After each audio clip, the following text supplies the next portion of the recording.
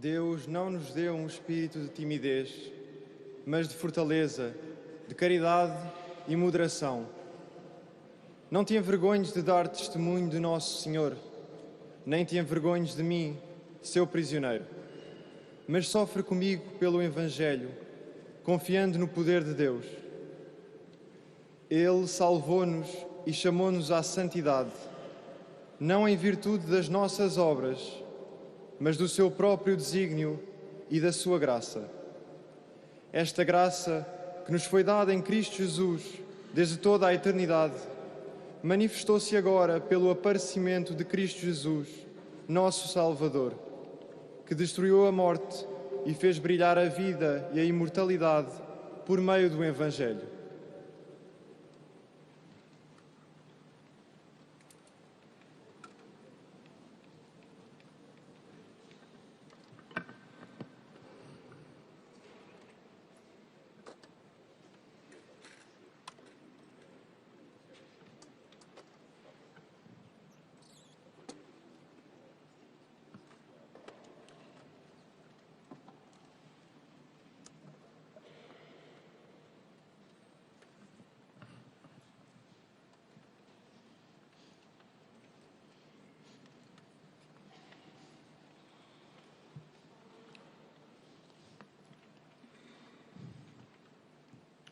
Queridos hermanos obispos, queridos sacerdotes, diáconos, consagradas, consagrados, seminaristas, queridos agentes pastorales, hermanas y hermanos, boa tarde.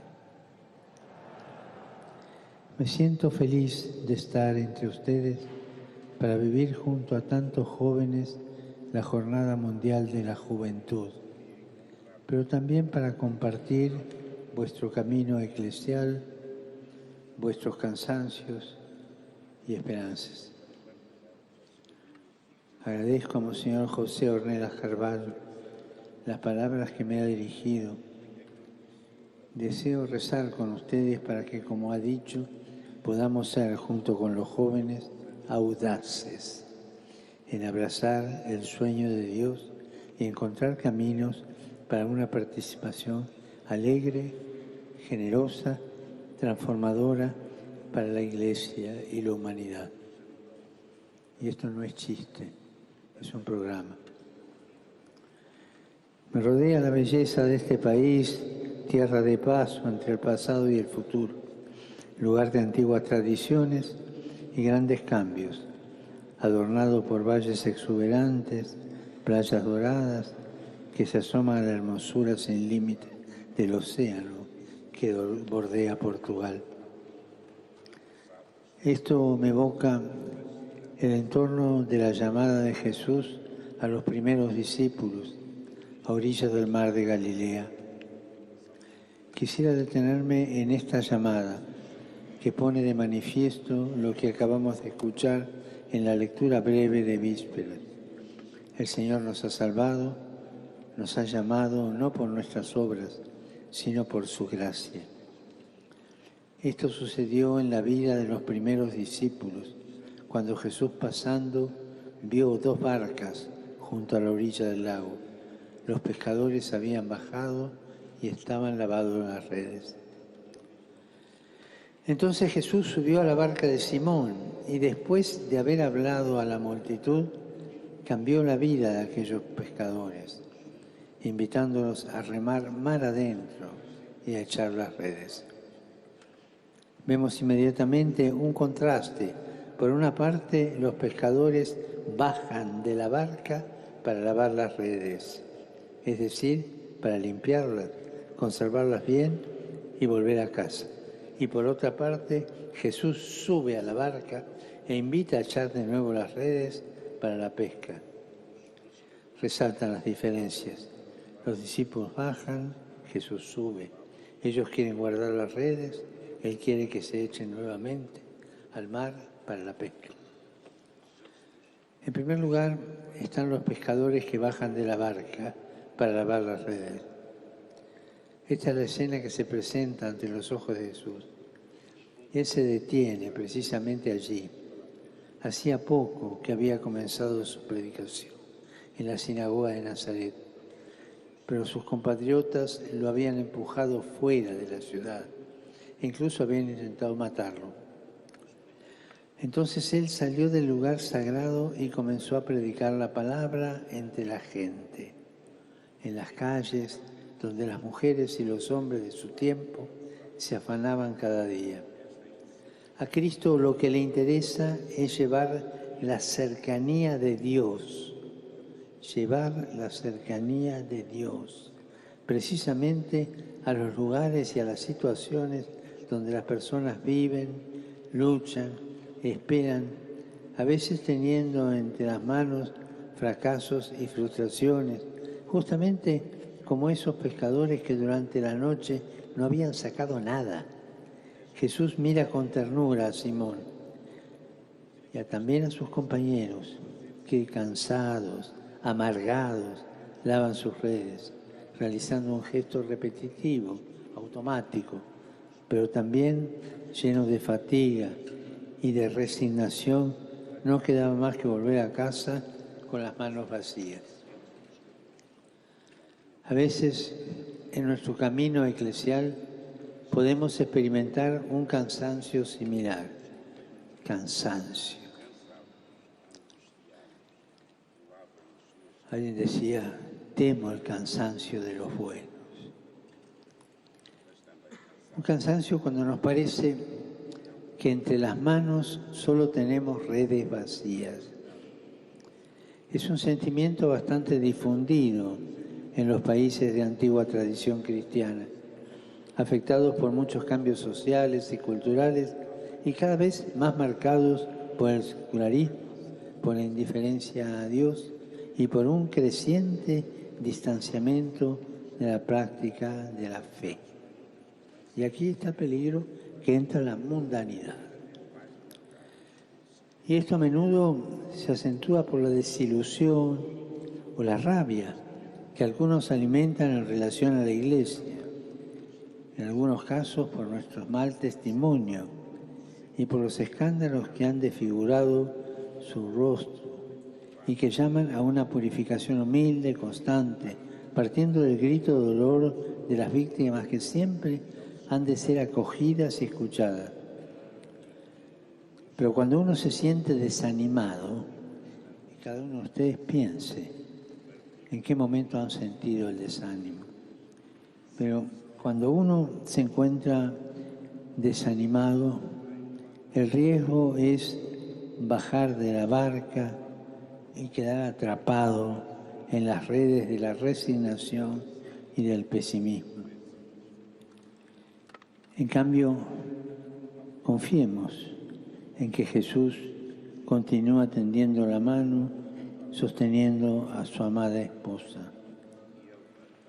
Llevemos al Señor nuestras fatigas, nuestras lágrimas, para poder afrontar las situaciones pastorales y espirituales, dialogando entre nosotros con apertura de corazón para experimentar nuevos caminos a seguir. Cuando estamos desanimados, consciente o no del todo consciente, nos jubilamos del celo apostólico y lo vamos perdiendo y nos transformamos en funcionarios de lo sagrado.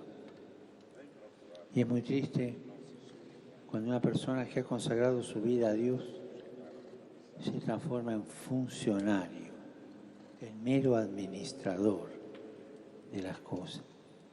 Es muy triste. En efecto, apenas los apóstoles bajan a lavar los instrumentos utilizados, Jesús sube a la barca y luego los invita a echar nuevamente en las redes. El momento del desánimo, el momento de la jubilación, dejemos que Jesús suba a la barca de nuevo, con la ilusión del primer tiempo, esa ilusión que debe ser revivida, reconquistada, reeditada.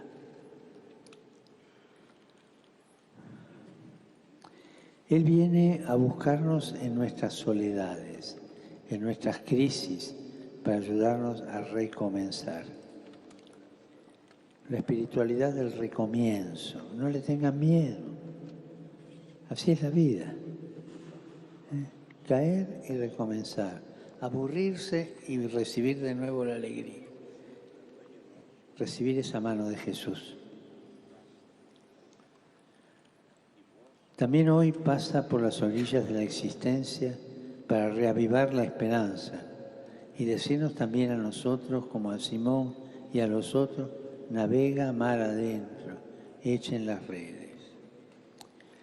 Y cuando se pierde la ilusión, nos salen 1000 justificativos para no echar las redes. Pero sobre todo esa resignación amarga, que es como un gusano que corroe el alma. Hermanos, hermanas, lo que vivimos es ciertamente un tiempo difícil, lo sabemos, pero el Señor pregunta a esta iglesia, ¿quieren bajar de la barca y hundirse en esa desilusión que como un gusano anida en los corazones? ¿O quieren dejarme subir y permitir que sea una vez más la novedad de mi palabra la que lleve el timón? A ti, sacerdote, consagrado, consagrada, obispo, ¿te conformas solo con el pasado que tienes detrás o te atreves a echar nuevamente con entusiasmo las redes para la pesca? Esto es lo que nos pide el Señor, que reavivemos la inquietud por el Evangelio. Cuando uno se va acostumbrado y se va aburriendo y la misión se transforma en una especie de empleo, es el momento de dejar lugar a esa segunda llamada de Jesús, que nos llama de nuevo siempre. Nos llama para hacernos caminar, nos llama para rehacernos. No le tengan miedo a esa segunda llamada de Jesús. No es ilusión, es Él que vuelve a golpear la puerta. Y podemos decir que esta es la inquietud buena cuando nos dejamos seducir por la segunda llamada de Jesús. Esa es la inquietud buena que la inmensidad del océano les entrega a ustedes, portugueses. Ir más allá de la orilla. No para conquistar el mundo, ni para pescar bacalaos, sino para animarlo con la consolación y la alegría del Evangelio. En esta óptica se pueden leer las palabras de uno de sus grandes misioneros, Padre Antonio Vieira, llamado Payasú, Padre Grande. Él decía que Dios les ha dado una pequeña tierra para nacer, pero haciéndolos asomarse al océano, les ha dado el mundo entero para morir. Para nacer, poca tierra, para morir, toda la tierra, para nacer, Portugal, para morir, el mundo. Así decía el Padre. Echar de nuevo las redes y abrazar al mundo con la esperanza del Evangelio, a esto estamos llamados. No es tiempo de detenerse, no es tiempo de rendirse, no es tiempo de amarrar la barca en la tierra o de mirar hacia atrás. No tenemos que evadir este tiempo porque nos da miedo y refugiarnos en formas y estilos del pasado. No, este es el tiempo de gracia que el Señor nos da para aventurarnos en el mar de la evangelización y de la misión. Pero para poder hacerlo, también necesitamos tomar decisiones. Quisiera indicarles 3 decisiones inspiradas en el Evangelio.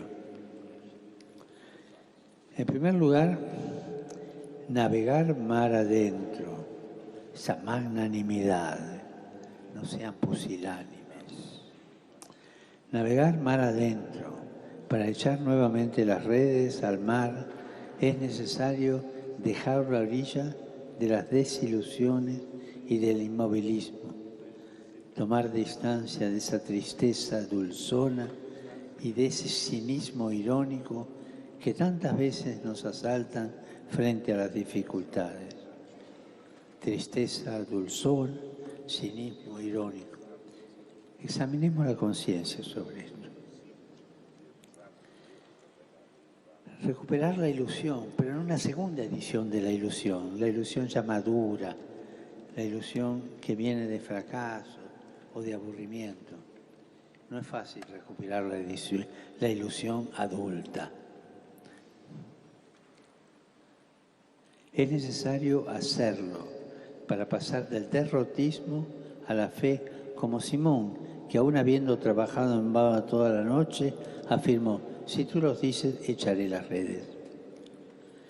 Pero para confiar cada día en el Señor y en su palabra, no son suficientes las palabras, se necesita mucha oración. Yo quisiera aquí hacer una pregunta, pero cada uno se la responde adentro. ¿Cómo rezo yo? ¿Como un loro, bla, bla, bla, bla, bla? ¿O durmiendo la siesta delante del sagrario porque no sé cómo hablar con el Señor? ¿Rezo? ¿Cómo rezo? Solo en la adoración, solo ante el Señor se recuperan el gusto y la pasión por la evangelización. Y curiosamente, la oración de adoración la hemos perdido. Y todos, sacerdotes, obispos, consagradas, consagrados, laicos, tienen que recuperarla. Es estar en silencio delante del Señor. La Madre Teresa, metida en tantas cosas de la vida, nunca dejó la adoración, aún en los momentos en que su fe tambaleaba y se preguntaba si era todo verdad o no. El momento de la oscuridad, que también lo pasó Teresita de Jesús. Entonces, en la oración se supera la tentación de llevar adelante una pastoral de la nostalgia y de los lamentos. En un convento había una monja, histórico es esto, que se lamentaba de todo. Y no sé qué nombre tenía, pero las monjas le cambiaron el nombre y la llamaban Sor Lamentela. ¿Cuántas veces nuestras impotencias, nuestras desilusiones, las transformamos en lamentela? Y dejando esas lamentelas, se toma otra vez la fuerza para navegar mar adentro, sin ideologías, sin mundanidad. La mundanidad espiritual que se nos mete y de la cual se engendra el clericalismo. Clericalismo no solo de los curas. Los laicos clericalizados son peor que los curas. Ese clericalismo que nos arruina y que, como decía un gran maestro espiritual, esa mundanidad espiritual que provoca el clericalismo es uno de los males más graves que puede suceder a la Iglesia. Superar esas dificultades sin ideologías, sin mundanidad, animados por un único deseo, que el Evangelio llegue a todos. Ustedes tienen muchos ejemplos en este camino y visto que estamos rodeados de jóvenes, quisiera recordar a un joven de Lisboa, San Juan de Brito, era un muchacho de aquí, que hace siglos, en medio de muchas dificultades, se fue para la India y empezó a hablar y a vestirse del mismo modo de los que encontraba para anunciar a Jesús. También nosotros estamos llamados a sumergir nuestras redes en el tiempo en que vivimos, a dialogar con todos, a hacer comprensible el Evangelio, aun cuando para hacerlo podamos correr el riesgo de alguna tormenta. Como los jóvenes que vienen aquí de todo el mundo para desafiar las olas gigantes, también nosotros vayamos mar adentro sin miedo. No tengamos miedo de afrontar el mar abierto, porque en medio de la tormenta y de los vientos contrarios Jesús viene. Y viene a nuestro encuentro y nos dice: tranquilízate, soy yo, no tengas miedo. ¿Cuántas veces hemos tenido esa experiencia? Cada uno se contesta adentro. Y si no la hemos tenido es porque algo falló durante la tormenta. Una segunda decisión es llevar adelante juntos la pastoral, todos juntos. En el texto Jesús confía a Pedro la tarea de navegar mar adentro, pero después habla en plural, diciendo echen las redes. Pedro guía la barca, pero en la barca están todos, y todos están llamados a echar las redes, todos. Y cuando recogen una gran cantidad de peces, no creen que pudieran hacerlo solos. No administran el don como posesión y propiedad privada, sino que, dice el Evangelio, hicieron señas a los compañeros de la otra barca para que fueran a ayudarlos. Y así llenaron 2 barcas de peces. Uno significa soledad, cerrazón, pretensión de autosuficiencia. 2 significa relación. La Iglesia es sinodal, es comunión, es ayuda recíproca, es camino común. A esto tiende el sínodo en curso, que tendrá su primer momento asambleario en el próximo mes de octubre. En la barca de la Iglesia tiene que haber lugar para todos. Todos los bautizados están llamados a subir en ella y a echar las redes, comprometiéndose personalmente en el anuncio del Evangelio. Y no olviden esta palabra, todos, todos, todos. A mí me toca mucho el corazón cuando tengo que decir, abrir perspectivas apostólicas, aquel paso del Evangelio en que no van a la fiesta de bodas del Hijo y está todo preparado. ¿Y qué dice el Señor de la fiesta? Que dice, vayan a los confines y traigan a todos, todos, todos, sanos, enfermos, chicos y grandes, buenos y pecadores, todos. Que la Iglesia no sea una aduana para seleccionar quienes entran, no, todos. Cada uno con su vida a cuesta, con sus pecados, pero como está delante de Dios, como está delante de la vida, todos, todos. No pongamos aduanas a la Iglesia, todos. Y es un gran desafío, especialmente en los contextos en que los sacerdotes y los consagrados están cansados porque mientras las exigencias pastorales aumentan, ellos son cada vez menos. Sin embargo, en esta situación podemos ver una ocasión para involucrar con impulso fraterno y sana creatividad pastoral a los laicos.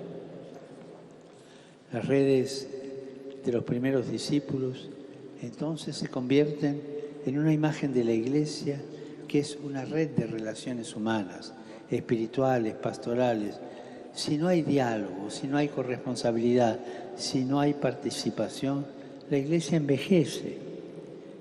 Entonces tenemos esos agentes de pastoral que parecen más bien patrones de estancia y no coordinadores de grupos de iglesia. Y la Iglesia envejece. Quisiera decirlo así, jamás un obispo sin su presbiterio y el pueblo de Dios, jamás un sacerdote sin sus compañeros, y todos unidos como Iglesia, sacerdotes, religiosas, religiosos y fieles laicos. Nunca sin los otros, nunca sin el mundo. Sin mundanidad, eso sí, pero no sin el mundo. Sin el espíritu del mundo, pero no sin el mundo. En la Iglesia nos ayudamos, nos sostenemos mutuamente y estamos llamados a difundir también fuera un clima constructivo de fraternidad. Por otra parte, San Pedro escribe que somos las piedras vivas empleadas para la construcción del edificio espiritual. Quisiera agregar, ustedes, fieles portugueses, son también una calzada. Son las piedras valiosas de ese suelo acogedor y resplandeciente sobre el cual el Evangelio necesita caminar. Ni una piedra puede faltar, de lo contrario se nota inmediatamente. Y esta es la Iglesia. Esta es la Iglesia que con la ayuda de Dios estamos llamados a construir. Y por último, La tercera decisión, ser pescadores de hombres. No tengan miedo.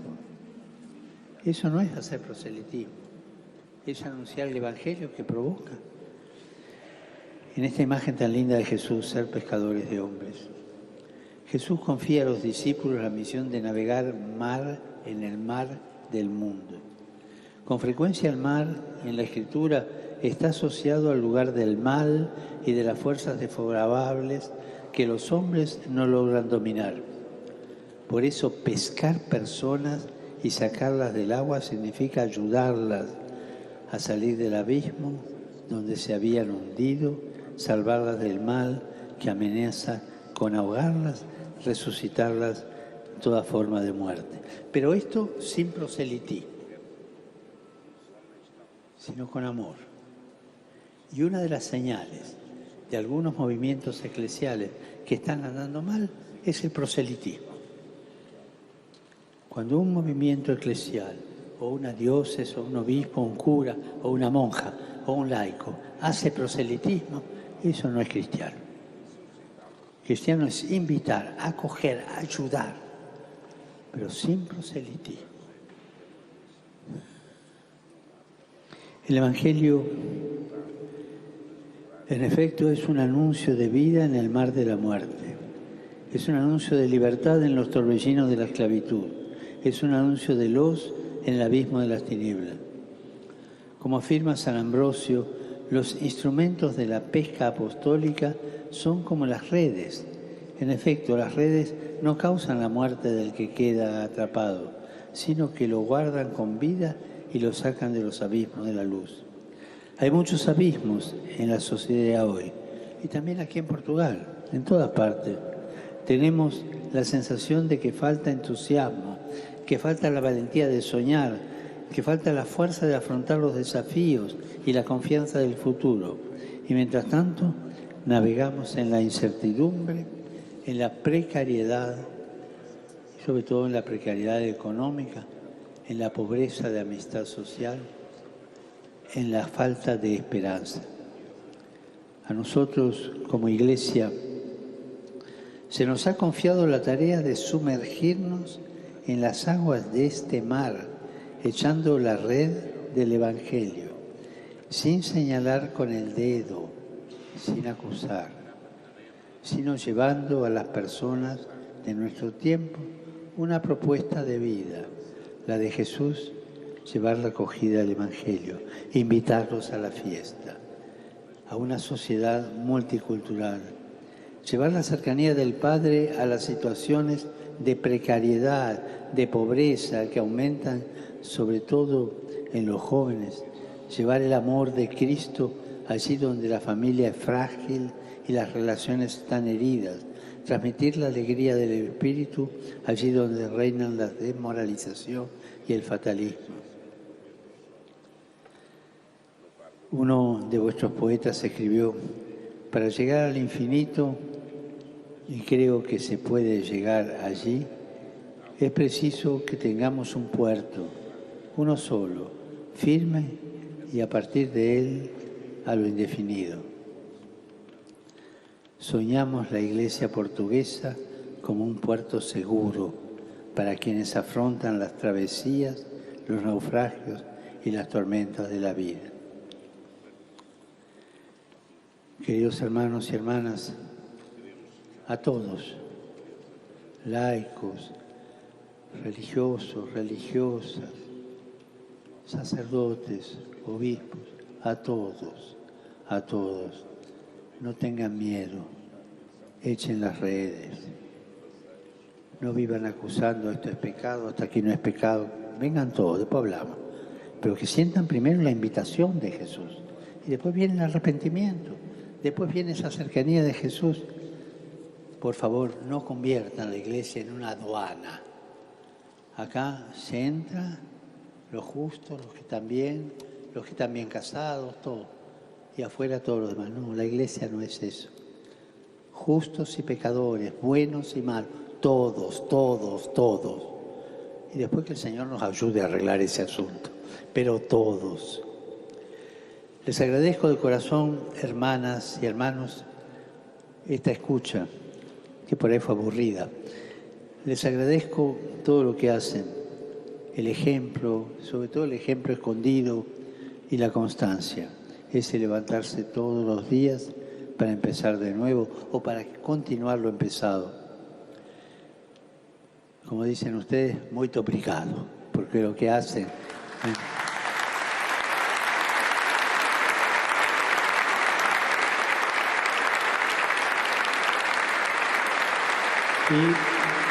Y les encomiendo a la Virgen de Fátima, a la custodia del Ángel de Portugal y la protección de sus grandes santos, especialmente aquí en Lisboa, de San Antonio, apóstol incansable, que se lo roban los de Padua.